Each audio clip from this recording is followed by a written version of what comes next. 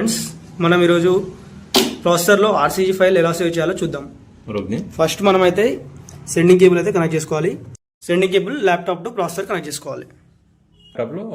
Connect చేసుకున్న తర్వాత మన నోవా ఎల్సిటీ ఓపెన్ చేసుకోవాలి. ల్యాప్టాప్లో ఓపెన్ చేసుకోవాలి. ఇంటర్ఫేస్ ఇలా వచ్చిన తర్వాత యూజర్ వ్యూలోకి వెళ్ళాలి. యూజర్ వ్యూలోకి వెళ్ళాక అడ్వాన్స్డ్ సింక్రోనస్ సిస్టమ్ ఓపెన్ చేసుకోవాలి.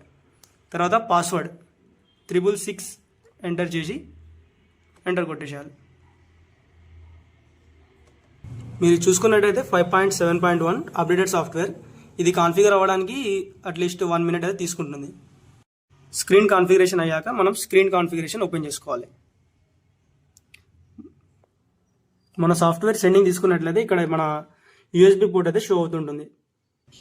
తర్వాత మనం నెక్స్ట్ ప్రెస్ చేయాలి.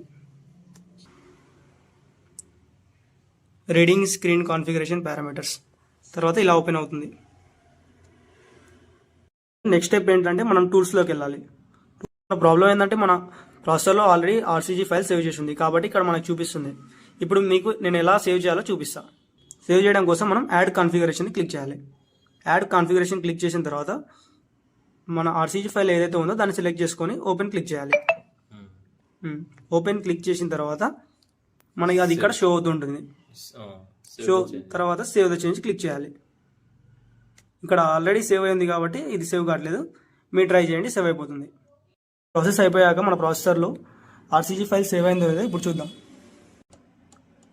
అడ్వాన్స్డ్ సెట్టింగ్స్లో వచ్చేసేయాలి. తర్వాత లోడ్ ఆర్సీజీ ఫైల్ క్లిక్ చేయాలి. తర్వాత మనకి ఇక్కడ షో చేస్తూ ఉంటుంది. తర్వాత లోడ్ చేసుకోవాలి ఇక్కడ నుంచి.